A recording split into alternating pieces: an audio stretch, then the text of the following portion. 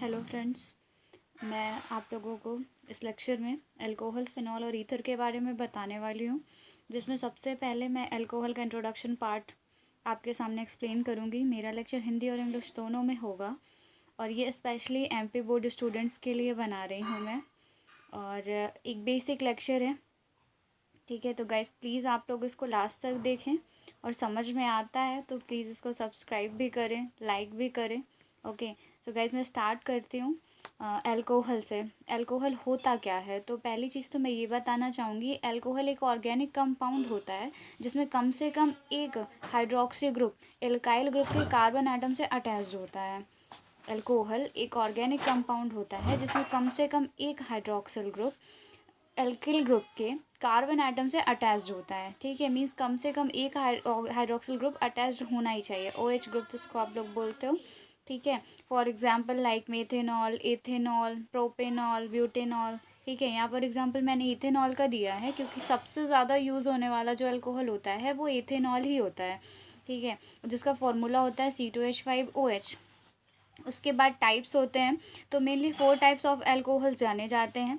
एक होता है एथिल अल्कोहल, फिर एक डीनेचर्ड होता है, देन आइसोप्रोपाइल होता है, और फोर्थ जो होता है वो रबिंग अल्कोहल कहलाता है, ठीक है। इसमें से हम मेनली जिस अल्कोहल की बात करते हैं, मैंने अभी जस्ट बताया कि हम एथिल अल्कोहल की स्टडी सबसे ज़्यादा करते हैं क्योंकि सबसे अच्छा अल्कोहल होता है, इसलिए इसको ग्रीन अल्कोहल भी कहते हैं, ठीक है। इसका एक और नाम होता है ग्रीन अल्कोहल, ठीक है, जो कि शुगर और ईस्ट के फर्मेंटेशन से बनाया जाता है और ये बियर, वाइन, लिक्वर, इन सारी चीज़ों में यूज़ होता है, ठीक है। इसके अलावा भी इसके यूज़ हैं गाइस, हम अपनी डेली नीड्स में खासकर इस टाइम पे तो देख रहे हैं कि जैसे सैनिटाइज़र यूज़ कर रहे हैं, सुना होगा आप लोगों ने कि उस पर अल्कोहल होता है, तो वैसे ही मेडिसिन के फॉर्म में भी यूज़ होता है अल्कोहल, लाइक एंटीसेप्टिक, डिसइंफेक्टेंट या फिर एंटीटोड, इनके फॉर्म्स में भी अल्कोहल यूज़ किया जाता है।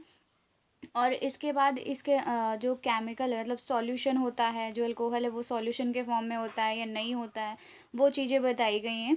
तो जो एथेनॉल होता है वो हमारा प्योर सब्सटेंस होता है, वो कोई सॉल्यूशन नहीं होता है, वो एक प्योर सब्सटेंस होता है जो कि रूम टेम्परेचर पर लिक्विड जैसा होता है, ठीक है। ये लिक्विड ही होता है, रूम टेम्परेचर पर लिक्विड होता है। इसके अलावा अगर मैं ईथर्स की बात करूँ, सॉरी, इसके अलावा अगर मैं स्पिरिट्स की बात करूँ, जो नॉर्मली स्पिरिट्स होते हैं या और भी अल्कोहल के सॉल्यूशंस होते हैं, वो सॉल्यूशन फॉर्म में होते हैं, वो प्योर सब्सटेंस नहीं होते हैं, ठीक है। उसके बाद फिर आते हैं आइडेंटिफिकेशन में कि हम अल्कोहल्स को पहचानते कैसे हैं। तो हाइड्रोक्सिल कार्बन जो होता है जिससे OH ग्रुप अटैच्ड है, उस कार्बन से अगर एक सिंगल एल्काइल ग्रुप अटैच्ड होगा तो हम उसको प्राइमरी अल्कोहल बोलते हैं। 2 एल्काइल ग्रुप अटैच्ड होंगे तो उसको हम सेकेंडरी अल्कोहल बोलते हैं। और अगर 3 एल्काइल ग्रुप अटैच्ड होते हैं तो हम उसको टर्शियरी अल्कोहल बोलते हैं। लाइक अगर हमारे पास में CH3OH दे दो, ठीक है, तो हम इसको तो नॉर्मली 0 डिग्री के नाम से जानते हैं, ठीक है। ये होता है 0 डिग्री अल्कोहल।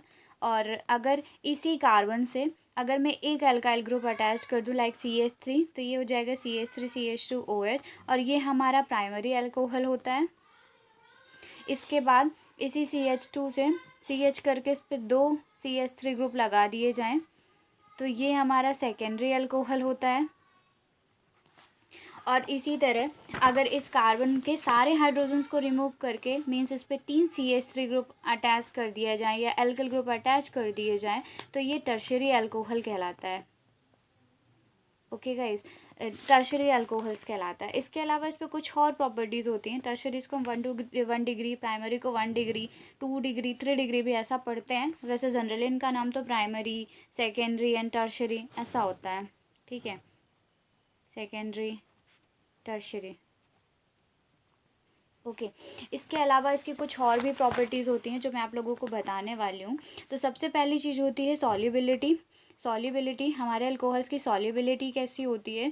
तो गाइस जो अल्कोहल होता है वो वाटर सॉल्युबल होता है, ठीक है। अल्कोहल वाटर सॉल्युबल होता है, यानी पानी में घुल जाता है। हम अल्कोहल्स की बात कर रहे हैं, तो अल्कोहल्स वाटर सॉल्युबल होते हैं, लेकिन इसी के कंपैरिजन में अगर मैं ईथर और या फिर किसी भी हाइड्रोकार्बन की बात करूं तो ये सारे के सारे जो होते हैं ईथर या हाइड्रोकार्बन, वो वाटर में डिज़ोल्व नहीं होते हैं, H2O में डिज़ोल्व नहीं होते हैं, डिज़ोल्व नहीं होते हैं, ठीक है। इसका रीज़न होता है हाइड्रोजन बॉन्डिंग।